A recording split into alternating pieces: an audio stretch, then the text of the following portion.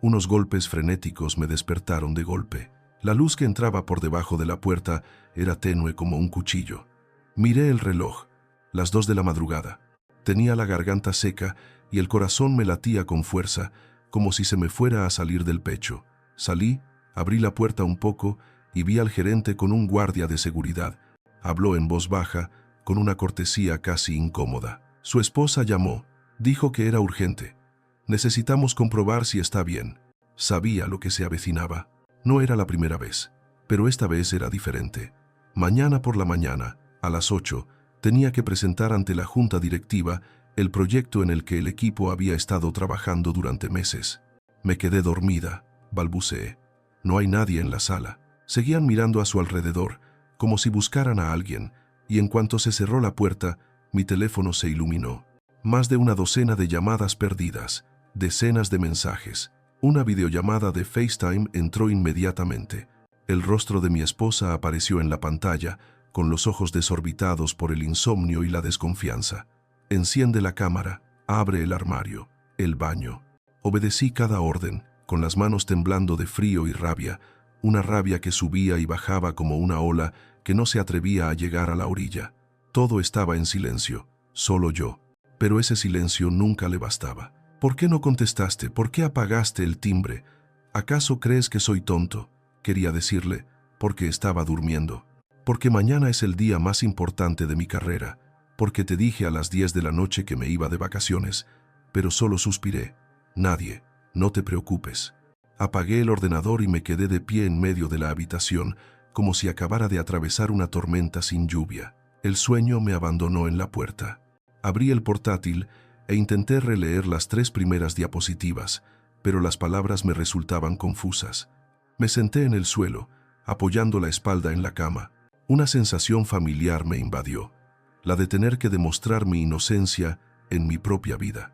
Cada vez que lo hacía, pensaba que la siguiente vez sería diferente, que la fe regresaría como un pájaro que encuentra el camino a su nido, pero el pájaro no regresó. Solo quedaba la oscuridad de las preguntas repetidas. Me pregunto, ¿cuándo se convierte el amor en una frágil cadena que aprieta cada respiro? ¿Cuándo da a luz el cuidado al control y a ese híbrido lo llamamos sospecha? Recuerdo otras noches, mensajes interrogatorios, viajes de negocios que se transformaron en juicios nocturnos apresurados. Pagué cada hora de sueño con los pequeños pedazos de honor que sacrifiqué para someterme, con la esperanza de que volviera la paz. Pero la paz, resulta, es solo un breve respiro entre 2 cuentas. Las 3 de la mañana. No me atrevo a cerrar los ojos. Preparo café con el hervidor de la habitación, tan amargo que me revuelve el estómago. En el fondo de la taza, veo a un hombre extraño, demacrado, cauto y cansado de fingir ser digno de confianza con la persona que amo. A los 46, uno pensaría que sabe mantener la calma. Pero la calma también requiere una base, y mi base, mi límite, se había resquebrajado sin que me diera cuenta. Por la mañana, las luces de la sala de conferencias eran frías y blancas. Terminé mi presentación tras 3 horas de sueño interrumpido. La gente me dio la mano y me felicitó. Sonreí, la sonrisa que todos creían que era una sonrisa de éxito. Solo yo sabía que era la sonrisa de alguien que acababa de escapar de una casa llena de humo y aún insistía. Está bien, solo es un problema con la estufa de gas. Y cuando me paré frente al espejo del baño, no pude mirarme a los ojos. Había vergüenza y orgullo en mi mirada. Vergüenza por haber dejado que el control me consumiera. Orgullo porque yo, que me creía fuerte, había aprendido a callar para mantener en pie un hogar que se desmoronaba. Aquella noche a las 2 de la madrugada no fue ni el principio ni el fin. Fue solo una estaca, clavada profundamente en nuestra tierra resquebrajada. No dejaba de preguntarme por qué tenía tanto miedo de perderme, que convirtió el amor en escrutinio. Entonces lo recordé. Hay heridas que no solo sangran, sino que también supuran hambre. Hambre de seguridad, hambre de confianza, hambre de libertad. Cuando el hambre se prolonga demasiado, uno se aferra con fuerza, aprieta demasiado y sin querer rompe aquello que desea conservar. Ya no estoy segura de muchas cosas, pero una cosa sí la sé. Para entender esa noche a las 2 de la madrugada, no basta con quedarse en la puerta del hotel. Hay que remontarse aún más atrás, a cuando a una niña le enseñaron que no se puede confiar en el mundo, que el amor es una apuesta, que si no tienes cuidado, la gente te abandonará. Y ahí quizá entienda por qué perdimos la conexión antes incluso de nuestro primer baile. Antes creía entenderla, su miedo, sus terrores nocturnos, su forma de mirarse al espejo y no creerse nunca su reflejo. Pero tardé mucho en darme cuenta. Hay heridas que no se ven en la piel. Están en las palabras, en las miradas, en las puertas cerradas que destruyen la infancia. Y cuando la infancia es robada, a los adultos solo les quedan fragmentos para vivir. Creció en una casa con demasiada gente y muy poco espacio. Su madre era demasiado joven y ella nunca fue lo suficientemente pequeña para que la alzaran en brazos, ni lo suficientemente grande para que la respetaran. Compartían una habitación, una cama y un silencio que duró años. Decían que eran como hermanas, pero esa supuesta hermana solo ocultaba que ninguna sabía ser madre. Entonces llegó otro hombre lleno de reglas y falto de amor, y la familia se convirtió de repente en un laboratorio donde se castigaban los errores, pero a nadie se le permitía expresar el dolor. Hubo días en que su madre le dijo que nunca debió haber existido. Para un extraño, el comentario fue un lapsus, para una niña, una sentencia. Helaba los corazones. Hacía que las miradas se acostumbraran a bajar la vista al pasar por la cocina. Le enseñó que la bondad era una virtud y que el silencio era la clave para sobrevivir. En su adolescencia, la casa, ya de por sí pequeña, se volvió aún más agobiante. Una familia de acogida, niños de su edad, nuevas normas, comidas interminables. Aprendió a cocinar, a limpiar, a lidiar con adultos irritables y a no ser exigente. Era una niña buena, buenas notas, sin problemas. Decía, vale, incluso cuando todo estaba claramente mal. A los adultos les gustaban los niños así, la elogiaban por su modestia, pero nadie la elogiaba por ser digna de amor. Un día, en la universidad, su cuerpo se convirtió en la prueba viviente de algo que nadie quería creer. La amiga de su compañera de cuarto transformó una habitación común en un recuerdo que ya no le pertenecía. Dice que ese momento duró más que la noche. No gritó, o sí, pero nadie la oyó. Solo había una decisión, vivir, y lo hizo. Pero vivir ya nunca fue lo mismo. Era como cargar una piedra en el pecho, pesada, salada e indestructible. En otra ocasión, en una fiesta, alguien la acorraló, con las manos moviéndose como hormigas. Ella se defendió y luego se quedó paralizada.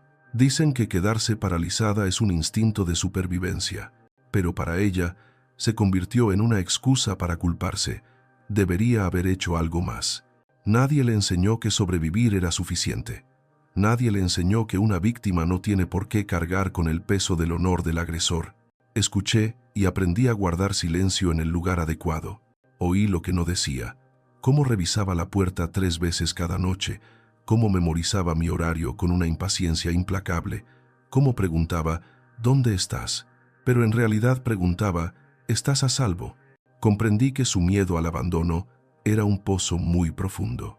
Arrojarle amor producía un sonido, pero el agua no subía, lo absorbía todo y seguía teniendo sed. Pero al otro lado del entendimiento está el conflicto. Quiero abrazarla, pero cuando la aprieto, se asusta al sentirse atrapada. Quiero darle libertad, pero ese mismo vacío se convierte en prueba de mi miedo a abandonarla. Oscilamos entre dos extremos, aferrarnos demasiado y soltarla demasiado. Y en medio, nuestro amor se estira como una cuerda, esperando la nota aguda que la romperá. Una vez le pregunté, ¿alguna vez te han elogiado por tu belleza? Sonrió levemente y dijo, la belleza es lo que provoca envidia. Luego me habló de su madre, de las críticas constantes y hirientes, y de cómo había aprendido a ser buena, obediente, a no molestar a nadie para que le permitieran existir. Cuando las personas tienen que sacrificar su identidad para ser aceptadas, siempre desconfiarán del amor incondicional. Para ella, el amor demasiado libre es como una trampa. Para mí, el amor con condiciones es como una prisión. ¿Dónde nos conocimos?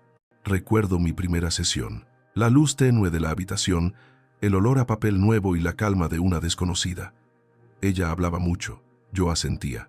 Quería que las manos de una profesional de la salud fueran el refugio seguro que nunca había tenido de niña. pero cada vez que salía de la habitación, volvía con la sensación de ser solo un elemento más en su proceso de sanación. Una espectadora paciente y amable que aplaudía cuando era necesario. No la culpo, yo solo estaba cansada. Y ese cansancio, con el paso de los años, se mezcló con una autocompasión que me avergüenza admitir. Una noche tuvo un sueño. Despertó, sentada en la cama, jadeando como si la sacaran del agua. Le ofrecí agua, pero no la bebió. Me tomó la mano, fría, y dijo, «No te vayas». Le dije, «Estoy aquí». Tristemente, esa respuesta nunca fue suficiente. Cuando amaneció, la pregunta volvió como un pájaro que llama a la puerta. «¿Estás seguro de que estás aquí?» Pensé que solo necesitaba más tiempo, más amabilidad, más paciencia, pero hay medidas que nunca son suficientes. Cuando la confianza se quiebra desde dentro, todas las promesas externas se convierten en ecos perdidos. No cuento esto para justificar lo que sucedió después. Lo cuento para que comprendan que la tormenta no surgió de una sola noche de fuertes vientos, sino de muchas temporadas de agua cálida que había pasado sobre el mar. Su infancia fue ese mar, calor acumulado, truenos acumulados, palabras que no se podían retractar.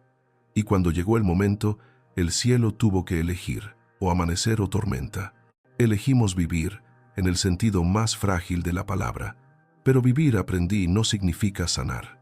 Una herida puede cerrarse y seguir infectada. Un recuerdo puede desvanecerse y seguir dominando la habitación. Y entonces, el punto en el que convergen todas las causas siempre es un momento crucial. Cuando el amor no logra sanar una herida, ésta lo doblega.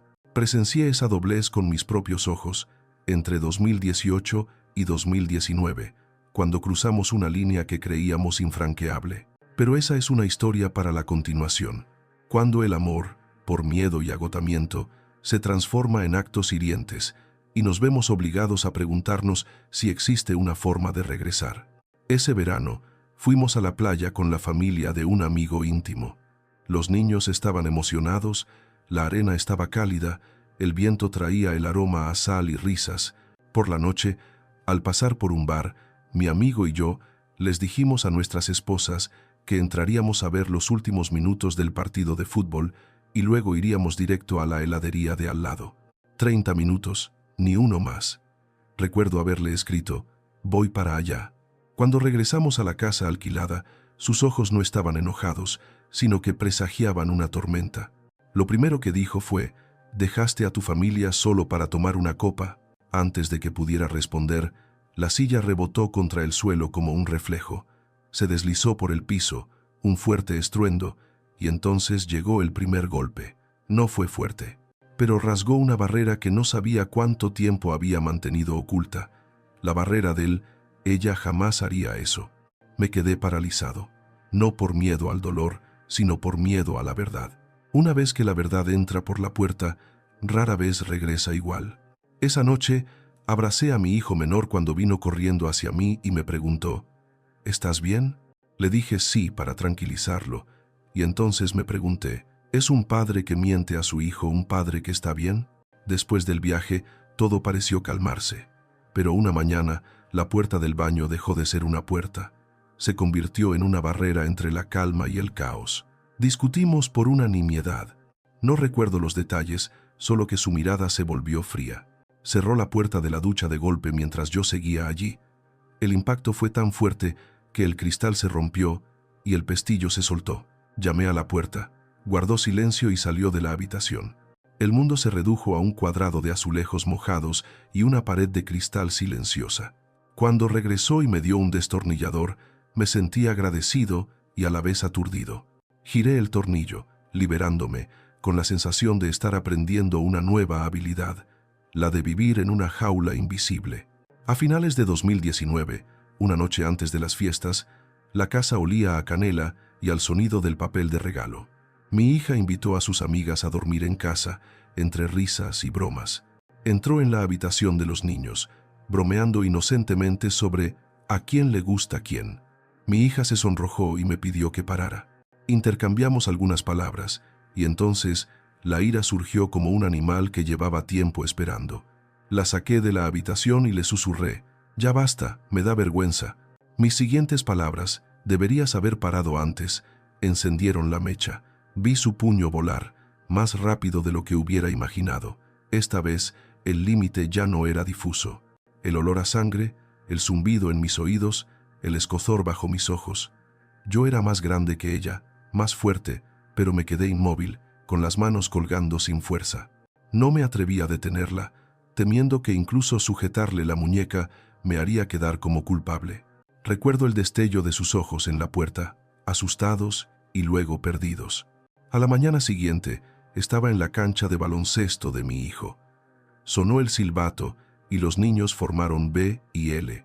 Levanté la mano para indicar la táctica, mientras me ardía la mejilla izquierda y me palpitaba el corte bajo el ojo con cada sonrisa que les dedicaba a los padres.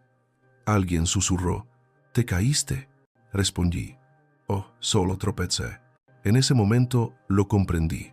Cada mentira por autoestima es como un vendaje fino sobre una herida supurante. No cura, solo oculta el mal olor. Esa noche, cuando la casa estaba en silencio, dije: «Necesitamos ayuda». Ella asintió, con los hombros caídos, y sus labios se movieron en una especie de disculpa casi rezable. Fuimos a ver a un especialista. La habitación era tranquila, pero a veces la tranquilidad tenía su propia gravedad. La conversación se extendió hasta su infancia, al dolor que tanto había oído. Me senté allí, comprensiva y compasiva, pero también encogiéndome como una sombra en la pared. Cada vez que decía «tengo miedo», la respuesta solía ser «ella tiene más miedo». No discutí, porque no había ninguna batalla de dolor que quisiera ganar, pero al salir de la habitación me llevé conmigo la sensación de estar desapareciendo lentamente, con cortesía, sin molestar a nadie de la misma forma en que ella había vivido para existir. La violencia física cesó después de eso. Ella dijo que lo intentó, y le creí. Vi sus esfuerzos, respiraba hondo, contaba, se mordía el labio para contenerse. Pero cuando los puños desaparecieron, apareció algo más. Ojos vigilantes, teléfonos que sonaban en mitad de la noche. «¿Dónde estás?». Preguntaban con tanta frecuencia que la casa se convirtió en un puesto de control. Recuerdo haber pensado: es mejor ser acusado que guardar silencio, porque el silencio impide que la gente sepa que hizo mal. Las acusaciones al menos te dan algo que hacer, demostrar tu inocencia. Elegí trabajar sin cobrar, sin días libres, hasta que me di cuenta. Cuando tienes que demostrar tu inocencia cada día, ya vives en una prisión, aunque las 4 paredes estén pintadas de alegría. Los niños nos miraban como si estuviéramos al otro lado de un río. Construí un puente, cenas tranquilas, explicaciones justas para no asustarlos, abrazos más largos de lo normal antes de dormir. Pero el puente es tan fuerte como sus 2 orillas. Una noche oí a mi hija mayor suspirar en su habitación, un suspiro que se convirtió en una pregunta tácita: «¿Eres fuerte, papá?». Quise responder: «La fortaleza no consiste en aguantar, sino en saber cuándo parar». Pero yo aún no había aprendido a parar en ese momento. Me repito a mí misma: la violencia tiene muchos lenguajes. Los puños son el más cruel, pero no el único. Existen lenguajes más sutiles: el control, la sospecha y los insultos, como cuchillos rotos, que no cortan, pero que sangran durante mucho tiempo. Entre 2018 y 2019, aprendí a leer esos lenguajes, palabra por palabra, frase por frase, con mi propia piel. Solo cuando uno sufre una herida, comprende la infinidad de tonos de azul que existen. Los experimenté todos, y entonces un día me miré al espejo. Mis ojos estaban tan nublados como agua agitada, y lo supe. Si no cambiaba, le enseñaría a mi hijo que el sufrimiento es una forma de amar. Le enseñaría a mi hija que herir es una forma de retener a alguien. No podía ser quien les inculcara lecciones equivocadas. La violencia cesó, pero su sombra no desapareció. Se aferraba a sus ojos mientras preparaba mi maleta para el trabajo, a su dedo cuando marcaba en mitad de la noche, a cada mensaje de texto pidiendo pruebas. Y otra noche, poco después, aprendí otra lección. Incluso la verdad puede borrarse con unos pocos toques. Mensajes eliminados, historias editadas, recuerdos transformados en nuevos guiones. Estaba atrapado entre 2 versiones, la que ella contaba y la que aparecía cuando pulsaba restaurar. Desde ese momento, supe que no solo me habían robado el sueño, sino también mi brújula. Pero esa es otra historia. Cuando el control tiñe el amor, cuando los celos tienen su propia agenda, cuando un teléfono se convierte en un guardián de la confianza, y cómo un mensaje de texto de recuperación corrió el telón, revelando nuestra verdadera etapa. Tras el cese de los golpes, el silencio no regresó. En su lugar, se instauró una rutina invisible: hora de llamar, hora de enviar un mensaje, hora de verificar.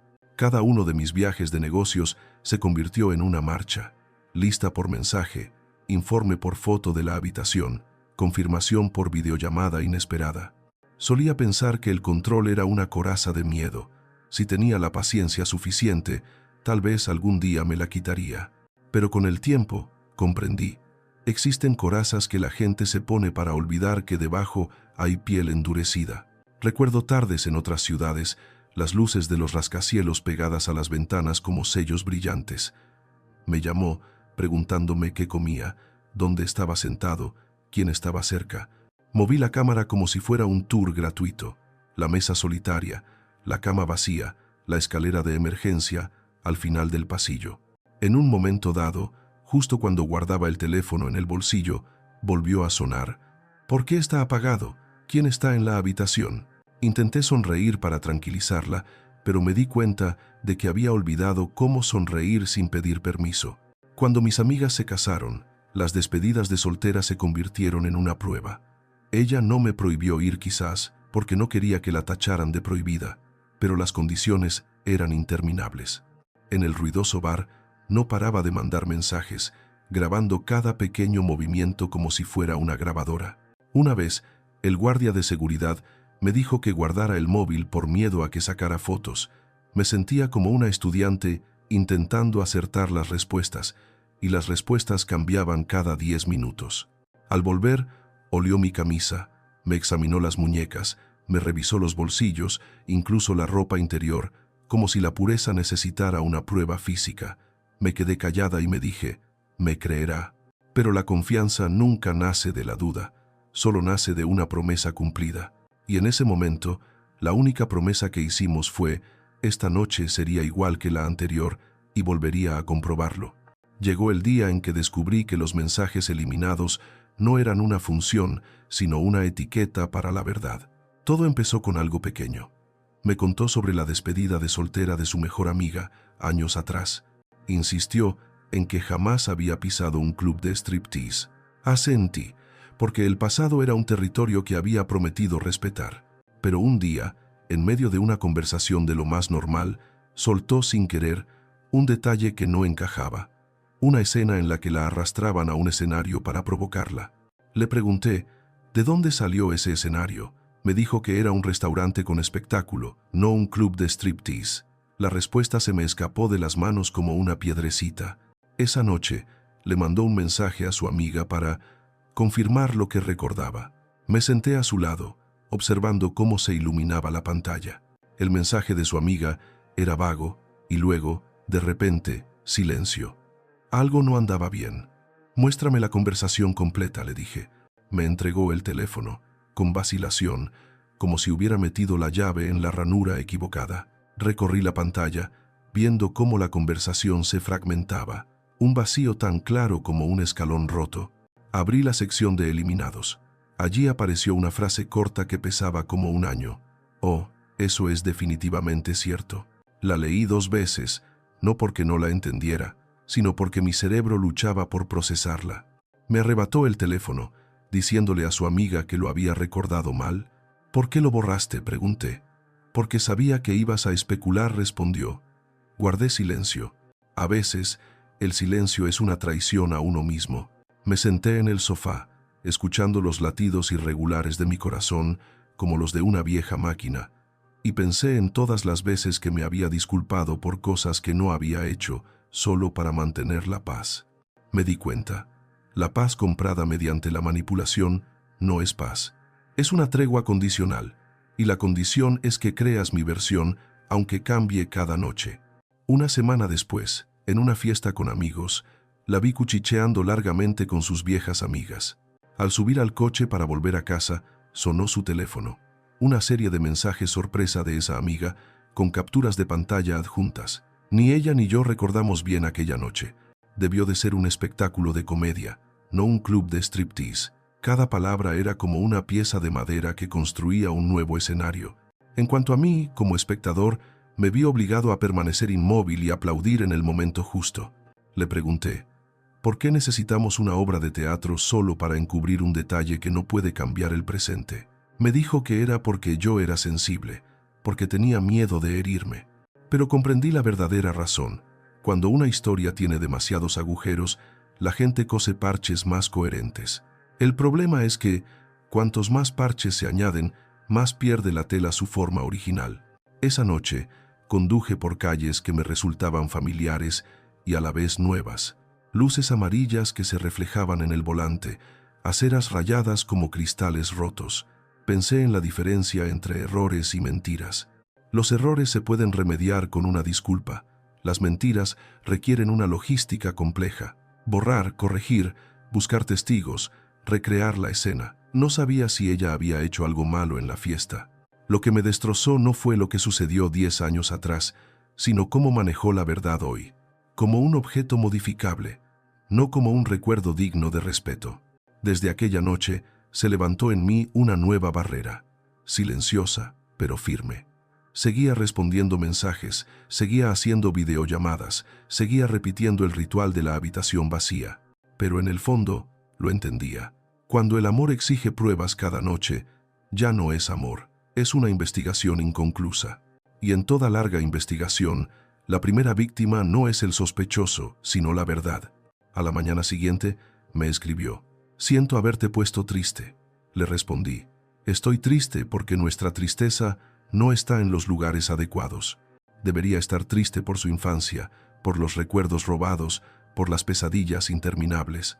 Pero nuestra tristeza se debía al escenario de la historia, a los elementos del escenario, a quien tenía el guión. Cuando me sentía agotada, sugerí una separación, no como castigo, sino para darnos un respiro, para ver qué había de real más allá del guión. Ella aceptó, pero con una condición: lo contaría todo, no ocultaría nada. «Quiero contarlo todo, delante de la terapeuta», asentí. Quizá la verdad necesitaba un tercer espacio para calmar su temblor. Ya no esperaba que sanara de inmediato, solo quería que se mantuviera firme, que no volviera a ser borrada y restaurada como una fotografía descolorida. Y ahí es donde la historia me lleva a continuación. Reuniones donde se despiertan recuerdos, aparecen nuevos nombres, un atleta retirado, un acosador misterioso y la promesa de que esta vez será todo. Entro en esa habitación con el corazón debilitado, una pequeña pero real esperanza para escuchar una revelación terapéutica, que puede que no cambie el pasado, pero quién sabe, podría ayudarme a decidir el futuro. La separación comenzó como un acuerdo condicional.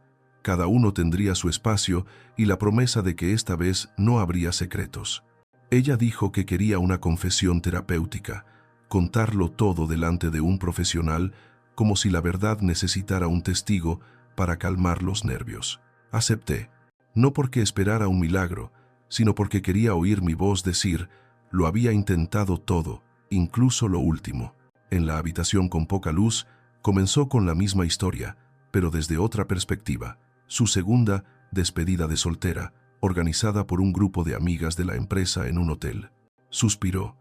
Admitió que había bailarinas exóticas, admitió que fue ruidosa y de mal gusto, como un impulso colectivo. Luego dijo algo que creí haber escuchado durante mucho tiempo: no hice nada malo, estaba al margen. No sé cuánto de eso creer, pero lo que me decepcionó no fue ese porcentaje, fue que cada recuerdo aún tuviera que pasar por el filtro de cómo no herirte, en lugar de cómo hacer que la verdad se impusiera. Continuó. En 2016, se hizo muy amiga de una entrenadora personal que se estaba divorciando y que conocía a un atleta retirado. A partir de entonces, sus salidas nocturnas las acompañaba un grupo de hombres ruidosos, seguros de sí mismos y acostumbrados a que los mimaran. Uno de ellos la seguía a todas partes como una sombra. La abrazaba, hacía bromas y la manoseaba, dijo, mirando a su terapeuta como si buscara un salvavidas. Contó que los había rechazado, evitado, dejado pasar mensajes inapropiados e incluso les había ofrecido regalos ridículos para conseguirlos. «Me gusta la atención», susurró, «pero no te estoy engañando». La habitación quedó en silencio. Podía oír los latidos de mi corazón mientras intentaba calcular la distancia entre disfrutar de la atención y traición. Era menor de lo que uno podría pensar, sobre todo cuando la confianza es tan frágil. Al salir de la habitación, mi teléfono vibró. Su mejor amiga me escribió para confirmarlo, el entrenador también. Las capturas de pantalla eran como certificados de autenticidad, acompañadas de garantías. Ella no hizo nada. Unos cuantos nombres masculinos desconocidos también estaban dispuestos a testificar si yo quería. Me vi arrastrada a una sala de audiencias donde los testimonios caían como un diluvio, densos, estruendosos, y tan densos que era imposible distinguir qué nubes eran reales. No respondí. No necesitaba más testimonios, necesitaba algo que detuviera el torbellino en mi pecho. Me sugirió una prueba del polígrafo. Me sorprendió, pero acepté, como una prueba personal, si el resultado negativo calmaría la angustia que sentía. La prueba fue lenta, más rutinaria de lo que esperaba. La técnica me preguntó qué quería comprobar. Anoté 4 preguntas, con la mirada fija y sin expresión. Las respondió, con la mirada impasible. El resultado: no se detectaron indicios de engaño. En las preguntas sobre si había tenido relaciones sexuales con el otro hombre, con el bailarín esa noche o con cualquier otra persona, y sobre si aún se sentía atraída por mí. Sostuve la hoja de resultados. Mi mano se sintió más ligera durante exactamente 10 minutos. Luego, el papel volvió a ser un simple trozo de papel. Las máquinas no pueden medir la sucesión de tachaduras, ediciones y reconciliaciones. No pueden medir las noches en que me despertaban para demostrar mi soledad en una habitación solitaria de paredes blancas. No pueden medir la fracturada columna vertebral de mi ser mientras aprendía a respirar al ritmo de otros, a vivir según el guión de otro, a amar según el horario de otro. La confianza no es la suma de frases como «no mientas». Es una línea recta, sin dobleces por la técnica. Las semanas que siguieron fueron tan extrañas como un sueño tangible. Durante el día, intercambiábamos mensajes sobre nuestros hijos como colegas educados. Por la noche, a veces bajaba al sótano donde yo tenía mi colchón. Se sentaba en silencio a mi lado mientras el pánico se apoderaba de mí. Su mano buscó la mía, fría y temblorosa, para luego calentarse. «No te vayas», di yo. Quise decirle, él seguía aquí, pero estaba aquí de otra manera, como un guardián tras una grieta en la pared. A la mañana siguiente, fui a trabajar. Ella llevó a los niños al colegio. El mundo siguió funcionando como si solo hubiéramos salido a arreglar una tubería. Pero lo que se filtró no fue agua. Fueron años, respeto, confianza que habían permanecido intactos y que ahora corrían como manchas en el techo. También cambié de maneras que pocos notaron. Empecé a guardar silencio menos por miedo y más por elección. Decidí no discutir sobre cada detalle de mi pasado. Decidí ver el patrón, controlar, ocultar, legitimar, disculpar, rehacer. Un ciclo aparentemente perfecto, pero que terminó donde empezó. Decidí no hablar con ningún testigo, ni con atletas retirados, ni con amigos entusiastas que querían llenar los vacíos. Ya no quería rellenar los vacíos de mi historia, quería mirar directamente al problema. Una noche mi hijo me preguntó, «Cuando sea mayor, si me encuentro en la misma situación que tú, ¿qué haré?». Se me quebró la voz al darme cuenta de que esa era la pregunta que debía haber respondido desde el principio. ¿Qué le enseñaré a mi hijo con mi propia vida? ¿Que el amor es una resistencia infinita? ¿Que el dolor está oculto? ¿O que el límite no es un muro que bloquea el amor, sino una puerta que lo mantiene en pie? Una tarde lluviosa, estaba sentado en mi coche frente al despacho de la abogada, con los cristales empañados por mi aliento. Me llegó un mensaje suyo.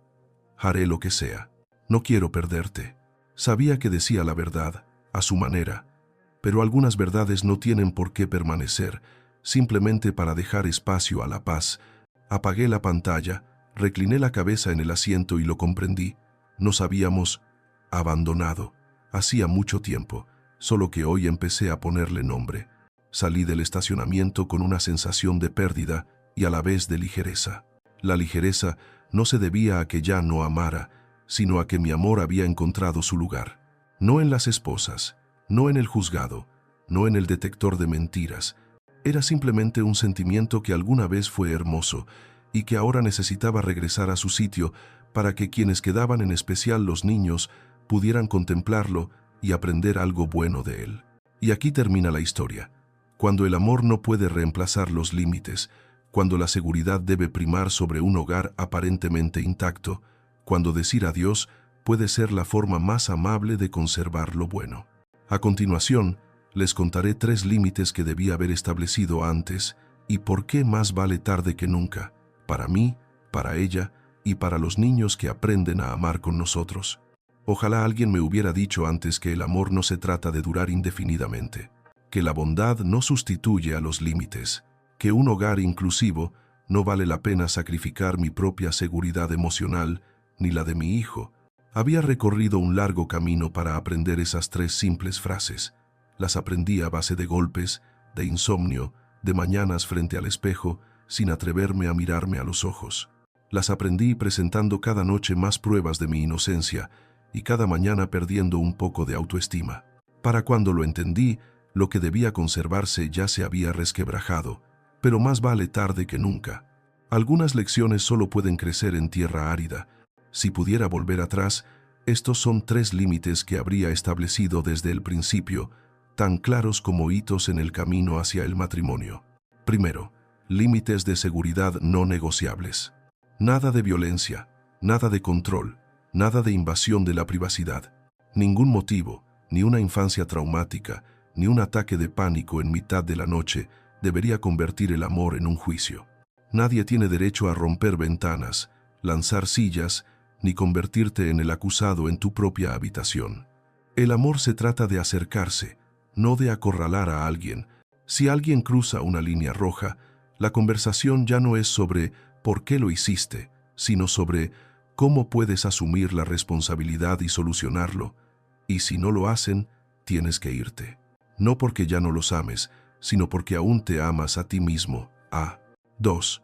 Los límites de la sanación. La terapia no es un escenario con un protagonista y otro en segundo plano. Si una persona siempre queda relegada, si el mantra de tú sufres, pero ella sufre, más paraliza toda respuesta, entonces no se trata de sanación, sino de un molde preestablecido. Para ser más precisa, cuando los sentimientos de una persona se consideran poco urgentes, la terapia debe interrumpirse para que cada uno pueda trabajar en sí mismo, recuperar su voz y luego retomar la terapia en común. La sanación consiste en avanzar juntos, no en forzar al otro a encajar en un sueño idealizado, y si en ese camino solo una persona participa activamente, ten el valor de elegir una senda diferente. 3. El límite con la verdad. La verdad no se puede remendar. Cada mensaje borrado, cada reconciliación de recuerdos, cada corrección, para suavizar la historia, distorsiona aún más la confianza. Solía aceptar la versión fácil, porque temía la confrontación. Pero la verdad solo se sostiene si no se distorsiona. Si tu pareja necesita testigos, accesorios, todo un equipo para reconstruir cosas que podrían haberse dicho claramente, eso ya no es memoria, es un guionista. Y desde el momento en que la verdad necesita disfrazarse para entrar en tu casa, ya no es segura. Cuando existen estos límites, hay un espacio seguro. Y cuando hay un espacio seguro, el amor tiene la oportunidad de recuperarse. Pero cuando no hay un espacio seguro, el amor es solo un cuadro que tapa una grieta en la pared, hermoso por un tiempo. Luego se cae cuando la pared se deteriora. Alguien me preguntó. Si lo intentó, se disculpó e incluso usó el detector de la verdad. ¿Por qué decidiste irte? Porque la confianza no es un examen de opción múltiple. Es una línea que se traza día a día, con trazos pequeños, precisos y uniformes. No califiqué sus respuestas. Observé la mano que sostenía la pluma, temblorosa o firme, genuina o forzada, dibujando para mí o para un público imaginario. Y me di cuenta de que nuestras manos ya no estaban sincronizadas. La última conversación con mis hijos fue una noche larga y cálida. Le dije a mi hijo, ser fuerte no se trata de aguantar bien. Ser fuerte es saber cuándo parar. Le dije a mi hija mayor, te mereces un amor que no te obligue a salvar a nadie.